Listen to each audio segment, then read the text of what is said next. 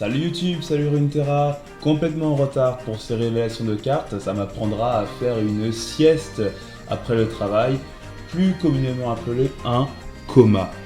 Alors, du coup, ces cartes-là, on va les voir ensemble, beaucoup ont déjà donné leur avis, beaucoup ont déjà retweeté par rapport à ça, moi y compris, mais comme il y a un paquet de cartes et qu'il y en a certaines que j'ai même pas encore fait de vidéo dessus ou que j'ai pas réagi, on va voir ça, on va tout faire d'un coup, comme ça sera bien fait.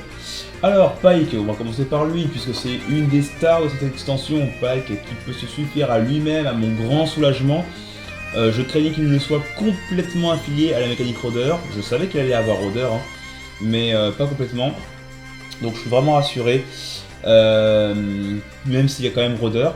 Je note quand même que Pyke c'est une 2-3 pour 4, je crois que sur une précédente vidéo j'avais call que Pyke serait, qu'est-ce que j'avais dit? Je crois que j'avais dit une 2-5 pour 4, finalement ça sera 2-3 pour 4, mais bon, on y est quand même. Par contre, ce à quoi je ne m'attendais pas du tout, c'est sa mécanique particulière. Alors, quand Pyke rôde, il se transforme en l'exécution abyssale, qui est un sort qui a le même coup que Pyke, c'est-à-dire 4, qui est rapide, donc qui peut jouer en réponse, et qui permet d'invoquer un Pyke qui frappe un ennemi. Très intéressant parce que déjà ça permet à Pyke de continuer à monter de niveau, parce que le level up de Pyke c'est une fois que des Pyke alliés ont infligé 15 points de dégâts, mais surtout ça permet à Pyke d'infliger des points de dégâts sans avoir à attaquer, sans avoir à se prendre un counter block, et ça c'est vachement fort. On notera que Pyke a frappe rapide, donc comme il est rôdeur et qu'il va avoir des boosts de stats au cours de la partie, ça va vite devenir un très gros problème à bloquer. Ensuite, eh bien, son level up est juste monstrueux, puisque ça reste la même chose, hein, il se transformera toujours en exécution abyssale, mais maintenant, à chaque fois qu'il tuera un ennemi, peu importe comment, il va frapper l'ennemi le plus faible. Et alors là, à ce moment-là, Pyke se transformera en une machine à tuer pour un board non consistant en face, surtout s'il y a rôdeur encore une fois, et qu'il a gagné des stats en boucle. Ça va devenir un véritable monstre à arrêter, parce que on peut facilement imaginer, je sais pas moi, mettons que tour 6 vous avez level up Pyke, tour 6 donc ça veut dire qu'il a eu le temps d'avoir un plus 3 grâce à la mécanique rôdeur, donc en level up ça sera une 6-4, ça voudra dire que dès qu'il va tuer une créature, il va infliger 6 à l'autre. Et tout le monde sait bien, c'est rare que les créatures aient plus que 6 points de vie, surtout quand il s'agit d'un board rempli. Donc Pyke va vraiment devenir une machine à tuer, donc ça va être très très fort.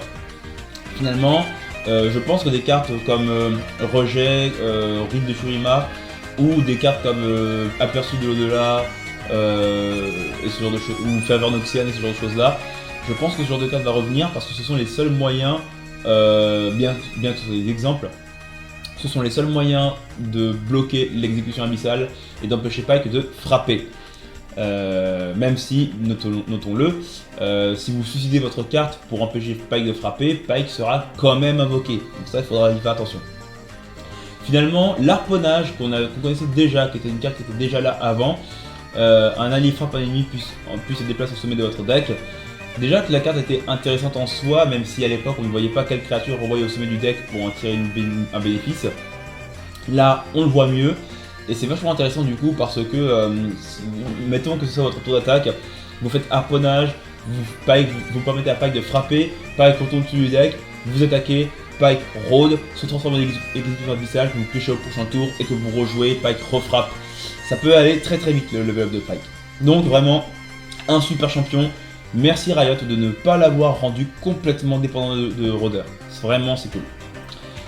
On passe ensuite au reste. Alors, le Squalacante de 7 pour 8, Garbage Water, rôdeur, immédiat, je frappe, chaque rôdeur allié frappe un ennemi aléatoire. J'avais déjà réagi sur ces 3 cartes là sur Twitter, en disant que ces 3 cartes là étaient sympas, mais on va quand même en revenir en détail. Alors, pour le Squalacante, c'est juste un monstre. Déjà, potentiellement, il va arriver sur le board, il sera 6-7 potentiellement. Mais aussi et surtout, il permettra à tous les rôdeurs de frapper. Alors, notons qu'il ne s'agit pas d'attaque, donc la mécanique rôdeur ne s'activera pas sur la compétence du Squalacante. Mais ça n'empêche quand même que c'est extrêmement fort. Ça permet de raser potentiellement un board adverse avec des rôdeurs qui seront boostés grâce à leur propre mécanique. Donc vraiment, arriver sur le T8, ça a presque un effet game breaker en fin de compte. Donc c'est vraiment extrêmement fort. L'escadrille céleste, Demacia, 4 mana, 3-2, Challenger, immédiat, créez un griffon allié du détachement, un assaut aveuglant ou un pisteur plume argile dans votre main. Attaque, conférez +1/+1 aux autres alliés qui défient lors de ce round. Qui défie, ça veut dire aussi qui grappe des créatures qui sont vulnérables. Cette carte là est juste géniale, j'avais dit sur Twitter que cette carte était incroyable, je le maintiens encore, ça permet d'avoir une petite value en main, alors sachant que quelle que soit la value que vous générez, elle aura forcément Challenger, donc elle pourra forcément comboter avec l'escadrille céleste, l'escadrille qui renforce les créatures qui défient pour avoir un petit +1/+1. Ça peut être très marrant avec un Renekton qui du coup pourrait se voir octroyer un +3/+1 et devenir vraiment très dangereux. C'est la Challenger au passage, 4 mana, donc 3 d'attaque, ça va, ça se joue, enfin bref, tout est très bien sur cette carte là, tout est très bien. Elle n'est pas trop statée, donc elle peut se faire quand même facilement tuer, mais elle garde un effet vachement intéressant, vraiment tout est très bien sur cette carte là, tout est très bien. Le protecteur sacré pour Ionia, 7 mana, 8-6 qui tuto chaîne et qui octroie double frappe aux barrières alliées, qui confère plutôt. Le bateau de chaîne, comme on pourrait l'appeler, hein, on a un petit nouveau à ce niveau-là. Une carte qui, je trouve, termine bien la curve des decks chaîne Jarvan, puisque ça arrive directement après Jarvan en soi. Par contre, le barrière qui obtient double frappe, je suis pas convaincu de son utilité, parce que les créatures qui ont barrière sont déjà assez chiantes à gérer. Jarvan est une 6-4, je suis pas convaincu qu'il ait besoin d'une double frappe. Mais bon, pourquoi pas. En tout cas, c'est une carte qui termine bien la curve, ça permet de rappeler les chaînes, ça c'est pas mal, c'est pas mal. Ensuite, on passe aux cartes qui ont été révélées ce dimanche-ci. Je m'attendais pas à ce qu'ils révèlent des cartes dimanche, mais en fin de compte si, donc on va y aller. Rang de pillard. Bridgewater pour 5 mana, c'est un site qui invoque un adepte aléatoire d'un coup de 1 à chaque fois que son décompte est réduit, et qui octroie +2/+1 et redoutable aux alliés dotés d'un coup de 1. Ça aurait été une bonne carte si ça n'avait pas été aussi cher. 5 mana, ça veut dire que, à supposer que vous la jouez au tour 5, vous allez avoir votre bonus au tour 7. Sachant qu'au tour 7, ça laisse vraiment le temps au deck adverse de pouvoir gérer vos créatures, de gérer vos ressources. Donc en fin de compte, vous pouvez vous attendre à ce qu'au tour 7, vous ayez un effet qui n'ait quasiment aucun impact. Alors justement qu'au tour 7, on a besoin d'impact sur une game, généralement, sur ce genre de carte là. Donc ça aurait été très bien. Personnellement, j'aurais peut-être plus mis la carte genre 3 mana, même décompte, et on enlève redoutable. 3 mana, on enlève redoutable, on confère juste +2/+1 aux alliés d'un coup de 1. Donc cet effet là, ce sera déclenché sur le tour 5. Et je pense que ça aurait été très bien comme ça, mais bon, tant pis. Donc la carte est trop chère pour être jouée, je pense, elle est trop chère pour être viable. On a Aligné-les pour Bridgewater, un sort instantané pour 2 mana. Et soit dit en passant, à part Pousse Monstre, je crois que c'est le seul sort instantané de tout Bridgewater. Invoquez un baril de poudre et créez un abat-télé dans votre main. Un abat-télé qui inflige un point de dégâts à n'importe quelle cible, qui est fugace, lent et qui coûte 1 mana. Alors, moi j'adore cette carte. Pourquoi j'adore cette carte? Parce que elle permet de créer un baril de poudre et créer une carte dans la main. Moi je vois très bien cette carte là intégrer aussi la région Piltover. Pourquoi? Parce que vous créez un baril de poudre, donc vous augmentez vos dégâts de sort de 1 et vous créez un abat-télé dans votre main qui peut être discard par un fouillis, un recycleur du puisard ou un enthousiaste. Vous créez des dégâts en plus, vous créez des cartes à défausser, à brûler pour pouvoir activer des effets et générer un peu plus de value. Moi j'aime beaucoup cette carte, je trouve que c'est un peu une carte un petit peu, vous savez, couteau suisse. Donc c'est vraiment intéressant. L'aile nuque volontaire, 3-4 pour 3. Alors déjà, regardez-moi cette tronche de vainqueur. Cette tronche de vainqueur, le mec il comprend pas ce qu'il... Qu'est-ce que je fais là? Oh purée. J'adore cette aile nuque. C'est vraiment, il a la tête du winner. Et son effet est vraiment pas mal. Créer un aile nuque aléatoire dans les 6 cartes de votre deck lorsque je suis invoqué. J'en suis juste invoqué, donc ça veut dire que ce n'est pas un effet qui s'active de votre main. Ça veut dire que si vous l'appelez grâce à un troupeau aile nuque, et ben il va déclencher quand même sa capacité, recréer un aile nuque dans les 6 premières cartes de votre deck qui, avec de la chance, sera un autre troupeau aile nuque qui recommencera encore, ou bien un autre aile nuque volontaire. Ça a des très bonnes stats aussi, 3-4 pour 3, ce sont de très très bonnes stats. Ce sont les stats du Griffours de Demacia, qui est à l'heure actuelle, qui était du coup le serviteur à 3 de mana le plus solide entre guillemets de Runeterra, l'adepte en tout cas.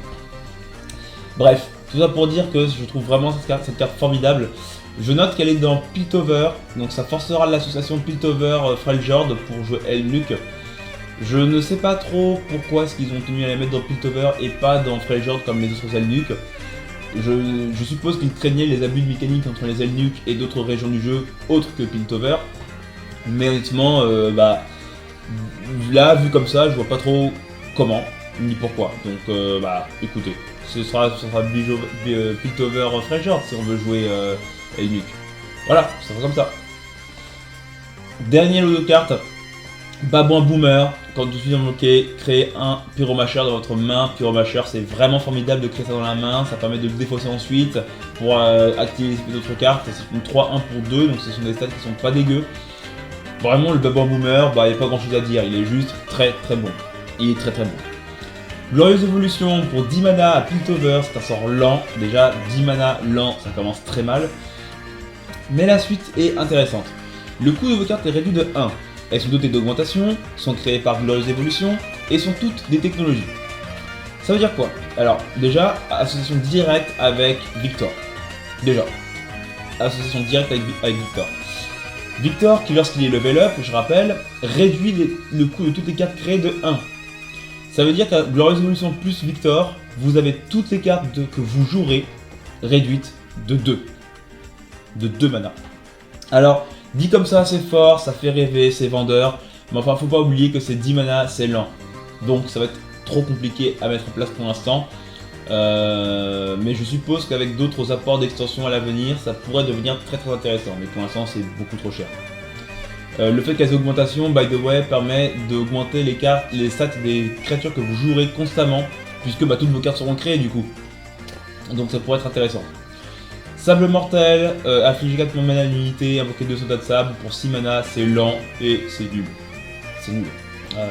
6 mana, 4 points de dégâts, ça a trop peu d'impact à ce niveau-là de la partie. En plus, pour 2 soldats de sable qui n'infligeront probablement pas de dégâts, c'est pas fort. Chercheur de trésor, de 1 pour 1, quand je suis invoqué, créer un sable vivant dans votre main. Sable vivant, ça permet d'invoquer la 5-2 éphémère, le taureau de grès. Pareil, au-delà du fait que ce sont des stats qui sont correctes pour un T1, je ne vois pas trop l'intérêt de créer une 5-2 éphémère comme ça, direct, je vois pas trop l'intérêt, donc on est encore en tout.